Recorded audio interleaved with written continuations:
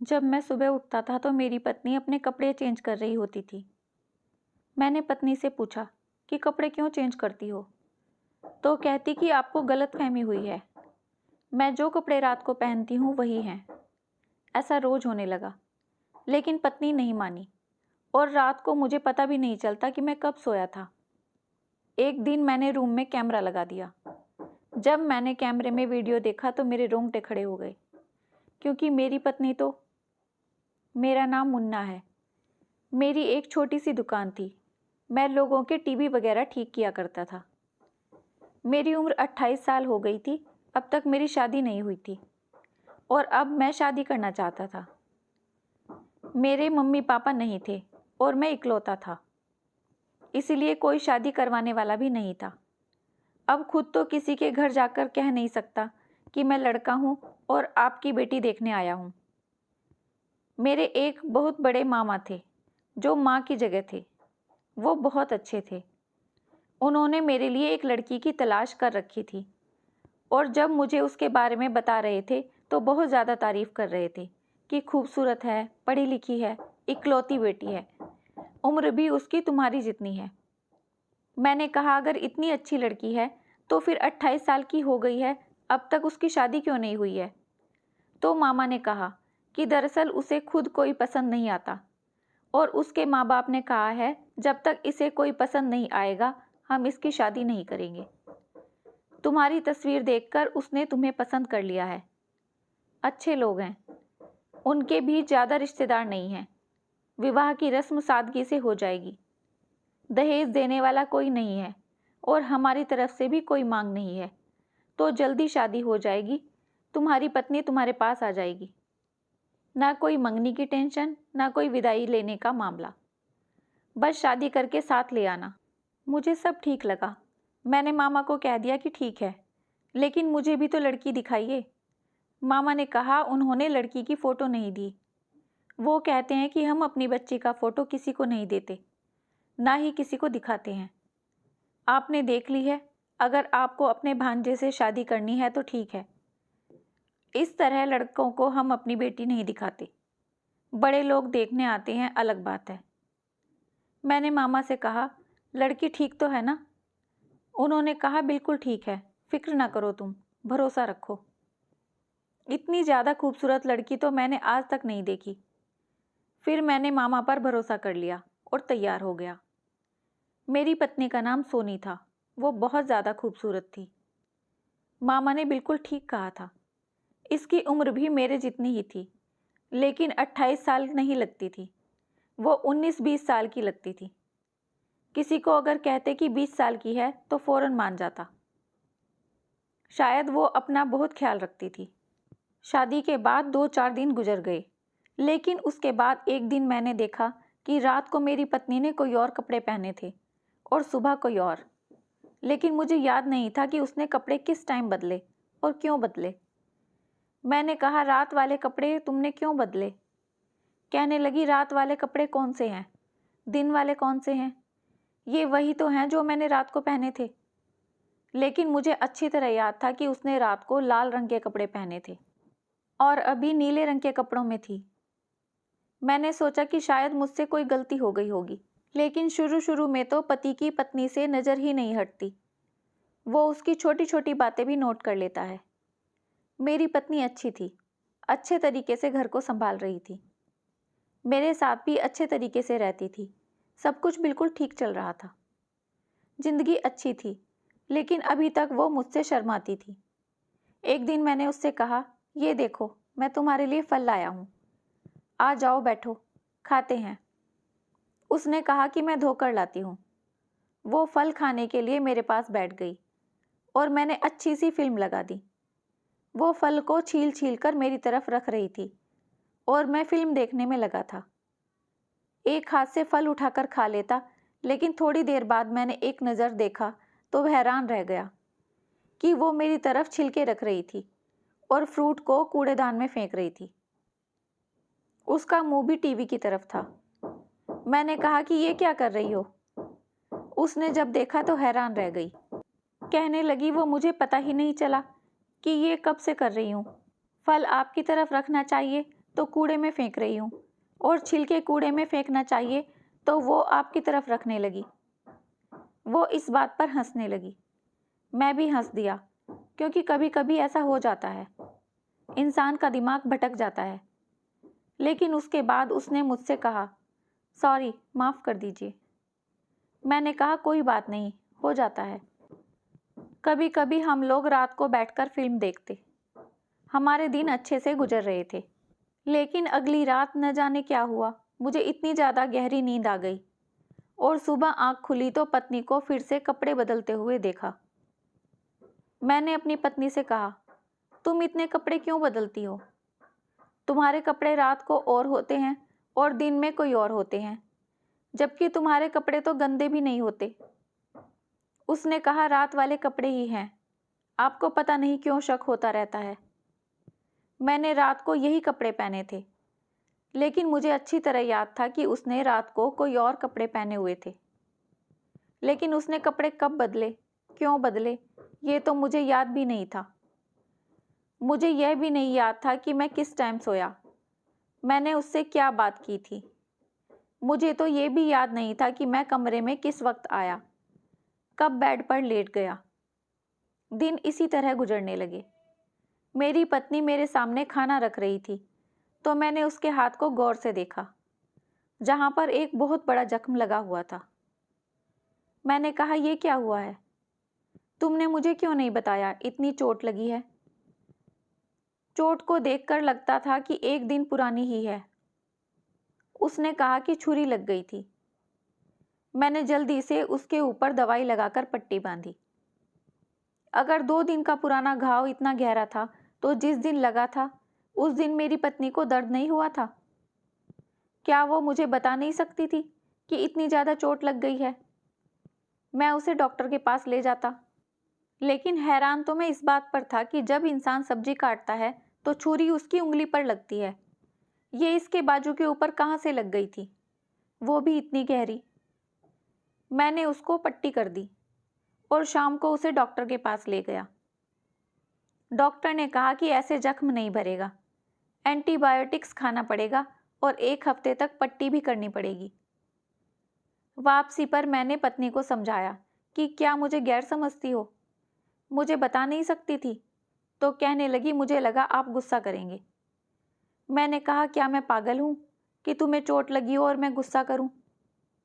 उसने कहा कि मेरे घर वाले ऐसे ही करते थे। अचानक से उसकी जुबान रुक गई। मतलब, जब मुझे चोट लग जाती थी तो वो बहुत गुस्सा होते थे। कहते थे, देखकर काम नहीं कर सकती, देखकर नहीं चल सकती, ध्यान कहाँ रहता है तुम्हारा, तुम्हारे हाथों में छेद तो नहीं है? मुझे इस बात पर हंसी आ गई। मैंने कहा, माँ बाप ऐसे ही होते हैं, बच्चों को डांट देते हैं, लेकिन असल में प्यार भी बहुत करते हैं। लेकिन अगर तुम्हें कोई तकलीफ हो तो मुझे बताना। मेरी पत्नी की ऐसी कोई हरकत नहीं थी जिसकी वजह से मुझे उस पर गुस्सा आता। सारी जिंदगी तो मैं अकेला ही रहा। अब तो मुझे एक रिश्ता मिला था, एक ऐसी इंसान जो मेरे घर में रहती है, मेरे काम करती है, मेरे साथ अच्छे से रहती है, तो फिर मैं उसके साथ क्यों बुरे तरीके से पेश आता? लेकिन रात होते ही मुझे इतनी गहरी नींद आने लगती कि मैं अपनी पत्नी के साथ बैठकर कुछ देर बातें भी नहीं कर पाता। उस लम्हों को अच्छा गुजार लेता, पत्नी को देख लेता कि कितनी प्यारी है मेरी पत्नी। लेकिन रात होते ही मैं कमरे में आता और घोड़े गधे बेचकर सो जाता, और सुबह ही मेरी आँख खुलती और मुझे यह भी याद नहीं होता कि रात को क्या हुआ था। खाना खाने तक की बातें मुझे याद होती, उसके बाद की सारी बातें भूल जाता। अचानक से ज़्यादा नींद क्यों आ रही थी? मैंने क्या किया था अपने साथ? मैंने तो ऐसा कुछ भी नहीं खाया था जिसकी वजह से मैं बहुत ज़्यादा सुस्त हो गया था। मुझे लगा डॉक्टर के पास जाना चाहिए, लेकिन मेरा काम ऐसा था कि दुकानदारी थी, इसलिए दुकान छोड़कर नहीं जा सकता था। फिर सोचा कि बुधवार के दिन जाऊंगा, पत्नी को भी साथ ले जाऊंगा, डॉक्टर से भी मिल लेंगे और थोड़ा घूम फिर भी लेंगे। पत्नी को भी ये बताया था। फिर हम दोनों बाजार चले गए, लेकिन उसने मुझे यह कहकर उलझाया कि पहले कपड़े की दुकान पर चलते हैं। फिर कहती कि फिल्म देखते हैं, फिर कहने लगी कि मुझे कुछ खाना है। इतने में डॉक्टर्स का टाइम गुजर गया। मैंने कहा चलो कोई बात नहीं, अगले हफ्ते चले जाएंगे। वैसे भी मुझे कोई इतनी बड़ी प्रॉब्लम नहीं है, बस थोड़ी सुस्ती ही तो हो रही है। लेकिन एक बात अजीब थी कि मेरी पत्नी को मेरी तबीयत की कोई खास चिंता नहीं थी। उसने कहा कि छुट्टी का दिन है, पूरे हफ्ते काम करते हैं, आज आपको सिर्फ मेरे साथ दिन गुजारना है। उसने अपनी सारी ख्वाहिशें पूरी करवा ली। काफ़ी सारे पैसे भी खर्च हो गए। फिर मैंने उसे कहा कि इंसान कमाता किस लिए है? पत्नी बच्चों के लिए ही कमाता है, और बच्चे होने का अभी कोई कारण नज़र नहीं आ रहा था। 2 महीने होने वाले थे, लेकिन पत्नी ने अभी तक कोई खुशखबरी नहीं सुनाई थी। बस जल्दी से एक छोटा सा प्यारा सा बच्चा आ जाता तो मेरी फैमिली पूरी हो जाती। लेकिन ऐसा नहीं हुआ। बस इसी तरह दिन गुजर रहे थे। पत्नी को कपड़े बदलने की बड़ी आदत थी, लेकिन एक बात बहुत हैरान करने वाली थी कि वो जब भी बाजार जाती तो ढेर सारे कपड़े लाती। जो कपड़ा वो एक बार पहन लेती थी वो दोबारा नहीं पहनती थी। अपने घर से भी वो काफ़ी सारे कपड़े लेकर आई।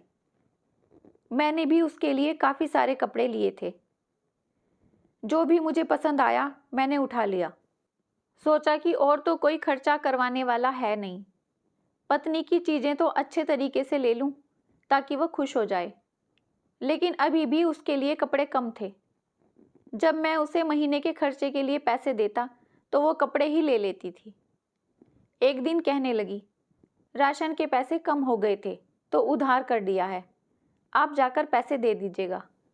मैंने कहा कि तुम्हें ज़रूरत से ज़्यादा पैसे दिए थे, फिर कैसे कम हो गए? उसने कहा कि पीछे दुकान में सेल लगी हुई थी, मैं वहाँ से 4 सूट लेकर आई हूँ। वैसे तो मेरी पत्नी में कोई खराबी नहीं थी, लेकिन मेरी पत्नी की ये आदत अब खुलकर सामने आ रही थी कि वो बहुत ज़्यादा पैसे खर्च करती थी। एक दिन मैंने अपनी पत्नी को एक काले रंग के सूट में देखा। वो बहुत ही प्यारी लग रही थी। कुछ दिन बाद मुझे एक दोस्त के घर डिनर पर जाना था। मैंने उससे कहा कि शाम को तैयार हो जाना, तो 2 घंटे पहले उसका फ़ोन आया कि मैं कपड़े कौन से पहनूं।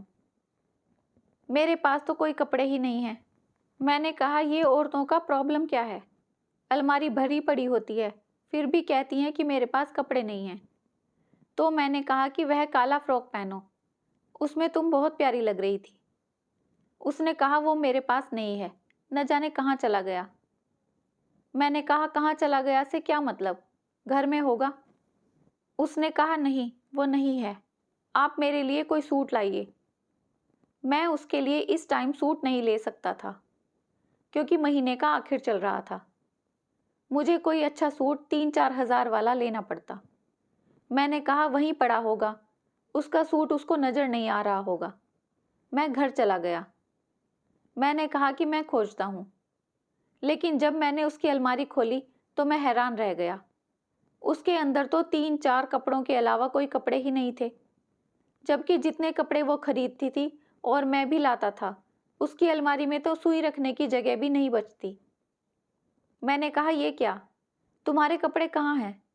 तो कहने लगी सारे कपड़े गंदे हैं, मैंने धोए ही नहीं हैं। मैंने कहा अच्छा अभी 1 घंटा है, काला सूट धो लो और ड्राई मशीन में सुखा लो, इस्त्री मैं कर दूंगा। उसने कहा नहीं है मेरे पास काला सूट, वो तो अलमारी में नहीं है, वो आपको नहीं मिलेगा, है ही नहीं यहाँ पर। मैंने कहा क्यों, किसी को दे दिया है तुमने? कहने लगी कि पड़ोसन मांग कर ले गई थी, कह रही थी कि बड़ा प्यारा है, उसने वापस नहीं किया। मैंने कहा उसे लेकर आओ। उसने कहा कि वो घर पर ही नहीं है। अब मुझे अपनी पत्नी पर गुस्सा आ गया। मैंने कहा कि क्या अपने कपड़े धोकर नहीं रख सकती हो, और क्यों अपनी चीज़ें दूसरों को देती हो? अब मुझे तुम्हारे लिए दोबारा से सूट लेना पड़ेगा। मैं जल्दी जल्दी बाजार गया और उसके लिए एक अच्छा सा सूट लिया। मेरी जेब खाली हो गई। गुस्सा भी बहुत आ रहा था, लेकिन दावत पर जाना था इसलिए मूड खराब नहीं करना चाहता था। पत्नी को कहा कि तैयार हो जाए और हम दावत पर चले गए। लेकिन दावत पर जाकर जो कुछ हुआ वो देखकर मैं हैरान रह गया। मेरी पत्नी बड़ी खूबसूरत लग रही थी। सब लोग उसके बारे में अच्छी अच्छी बातें कर रहे थे। मैंने उसे अपने दोस्तों की बीवियों के पास छोड़ दिया और खुद दोस्तों के पास चला गया कि वो औरतों से बातें कर लेगी। दूर से देखकर ही ऐसा लग रहा था कि अच्छी भली बातें हो रही हैं। हो सकता है कि हमारी ही बुराई हो रही हो। काफी अच्छा माहौल था। पार्टी का खाना भी लगने वाला था। लेकिन थोड़ी देर बाद किसी औरत के चिल्लाने की आवाज आई। जब वहां देखा तो होश उड़ गए कि मेरी पत्नी ने मेरे दोस्त की पत्नी को सर पर कांच की बोतल उठाकर दे मारी थी। उसे बहुत ज्यादा चोट लग गई थी और वो बहुत दर्द में थी। मेरा दोस्त अपनी पत्नी की तरफ बढ़ा। सब लोग मेरी पत्नी को हैरानी से देख रहे थे। मेरी पत्नी भागकर गाड़ी में बैठ गई। मैंने अपने दोस्त की पत्नी की मदद करने की कोशिश की, लेकिन मेरे दोस्त ने कहा कि दफा हो जाओ यहां से, अपनी पत्नी को कभी मत लेकर आना। सब लोग मुझे अजीब नजरों से देख रहे थे। मैं गाड़ी में आया। मैंने कहा कि ये तुमने क्यों किया, लेकिन मेरी पत्नी भी बेहोश पड़ी थी। मैं भी हैरान रह गया। उसे अस्पताल लेकर गया। डॉक्टर ने कहा आपकी पत्नी डर की वजह से बेहोश हो गई है। मैं हैरान रह गया।